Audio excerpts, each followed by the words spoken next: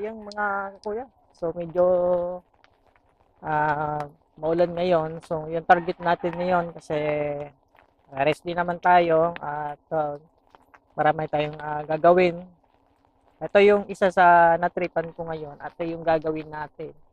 Magtatanim tayo ng mga kakuya ng ito.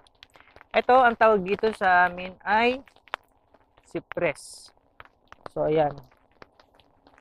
Doon ko sa diyan ko banda itatanim yan mga kakuya no. So at hindi lang yan. So para magdagdag yung tantang kasi maganda na kasi ngayon mga kakuya magtanim gawa ng nag-umuulan-ulan na. Ano? So, yan. So, meron ako mga tanim dito tulad ng kamuting kahoy. Yan yung karaniwan na tinatanim ko dito. Kasi mabilis lang kasi siyang mabuhay. At sunod na target natin yung prutas na napipitasan ng masarap na bunga. Itong tinatawag natin na mulberry. So, yan. Yan yung mga kakuya yung mulberry natin. So, itatanong natin siya. Kasi hindi naman siya masila na alagaan, itatanim natin siya. Meron din ako ditong iba pang mga tanim. So, ito yung mga kamuting kahoy ko dito na natin, itatanim natin ngayon kasi maganda ng magtanim kasi maano na siya, malambot na yung lupa at mabilis siyang mabuhay kasi maganda na naman yung kasi dito sa amin mga kuya mahirap kasi magtanim dito lalo na pag tuyo yung lupa matagal mabuhay pero pag ganitong season mabilis siyang mabuhay. So let's go. So di bali gagamit tayo ng mga kuya itong pantabas natin. So hindi tayo gagamit ng tinatawag natin na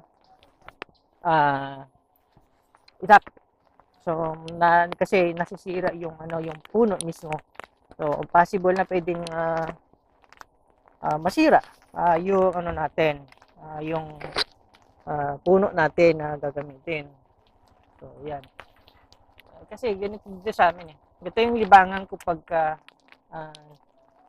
ganitong season. So siyempre kailangan natin magtanim kasi kung makikita nyo naman mga kakuya. So, tingnan nyo. Yan. Masyadong wala na siyang tanim dito. Gawa ng nung nakaraan kasing mainit ay namatay yung iba. Ayan. So ngayon, natatanim natin. Ito yung tinatawag na miracle fruit. At ito yung tanim ko mga kakuya. So yung tanim ko dyan. Tapos ito naman yung isa pang tanim ko na matagal na at ito yung isa na tanim ko pa. Ito. Nakalimutan yung pangalan nito sa tanim ko ito. Matagal ko na itong tinanom. Ayan.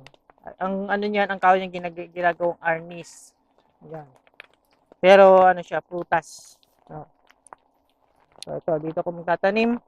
At yung may mga bagong bunga na yung saging natin dito. Ayan, bagong saging na yan.